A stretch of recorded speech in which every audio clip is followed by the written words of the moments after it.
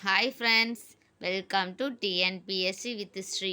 இப்போ மொழியை ஆள்வோம் சான்றோர் சித்திரம் ஆல்ரெடி 10 போட்டிருக்கோம். இது 11வது. இது 12th பாலிட்டியிலேருந்து ஸ்டார்ட் ஆகுது. வழக்கு ஒன்றில் சாட்சியளிக்க நீதிமன்றத்திற்கு தமது மாணவர்களுடன் வந்திருந்தார் தமிழறிஞர் ஒருவர். அக்கால ஆங்கிலேய நீதிபதிகளுக்கு மொழிபெயர்த்து சொல்ல அதிகாரிகள் இருப்பார்கள். தமிழறிஞர் சாட்சியத்தை ஆங்கிலத்திலேயே சொல்ல ஆரம்பிக்க குறுகிய மனம் கொண்ட நீதிபதி அதை ஏற்றுக்கொள்ள மனம் ஒப்பாமல் தமிழில் கூறச் சொல்லி உத்தரவிட்டார்.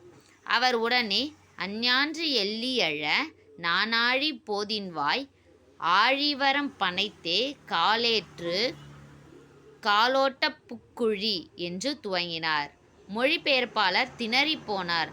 கோபமுற்ற நீதிபதி ஆங்கிலேயத்தில் பேச கூறி உத்தரவிட அவர் மறுத்து தமிழிலேயே கூறினார்.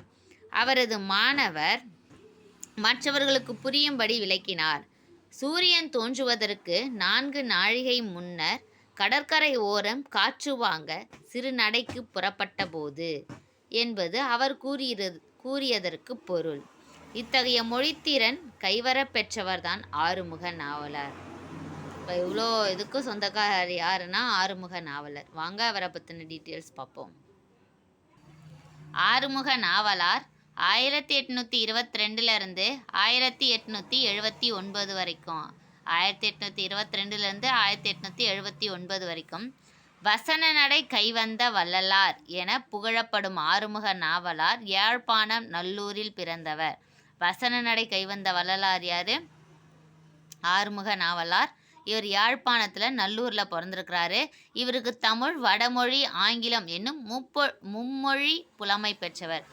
இவர் ஆறுமுக நாவலார் மும்மொழி புலமை பெற்றவர். மும்மொழினா என்னென்ன மொழினா தமிழ், வடமொழி, ஆங்கிலம். தமிழ்நூல் பதிப்பு, உரைநடை ஆக்கம், பாடசாலை நிறுவுதல், அச்சுக்கூடம் நிறுவுதல், கண்டன நூல்கள் படைத்தல், சைவ சமய சொற்பொழிவு என பன்முக ஆளுமை பெற்றவர். இவருக்கு என்னென்ன திறமை இருக்குது அப்படின்னா தமிழ்நூல் பதிச்சிருக்காரு, உரைநடை ஆக்கம், பாடசாலை நிறுவுதல், அச்சுக்கூடம் நிறுவுதல், கண்டன நூல்கள் படித்தல், சைவ சமய சொற்பொழிவு. திருக்குறள் பரிமேலழகர் உரை, சூடாமணி நிகண்டு, நன்னூல், சங்கர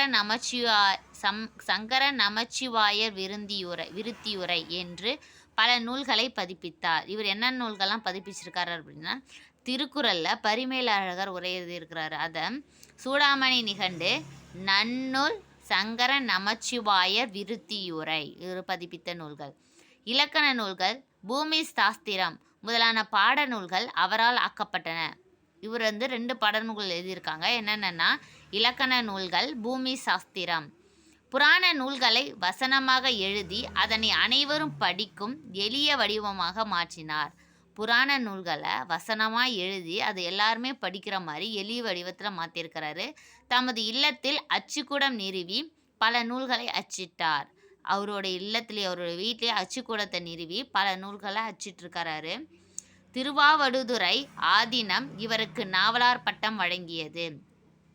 திருவாவடுதுறை ஆதீனம் இவருக்கு நாவலார் பட்டம் வழங்கியது. அதான் ஆறுமுக நாவலார். அப்போ அந்த நாவலார் பட்டத்தை யார் கொடுத்தனது? திருவாவடுதுறை ஆதீனம். பெர்சிவல் பாதிரியார் விவிலியத்தை தமிழில் மொழிபெயர்க்கவும் இவர் உதவினார். பெர்சிவல் பாதிரியார் விவிலியத்தை பைபிளை தமிழில் மொழிபெயர்க்க இவர் ஹெல்ப் பண்ணியிருக்கிறாரு. Thank you friends. மேலும் வீடியோஸ் பார்க்க டிஎன்பிஎஸ்சி வித் ஸ்ரீ சேனலை சப்ஸ்கிரைப் பண்ணுங்கள். அடுத்த தமிழறிஞரை பற்றி பார்ப்போம் அடுத்த வீடியோவில். தேங்க்யூ.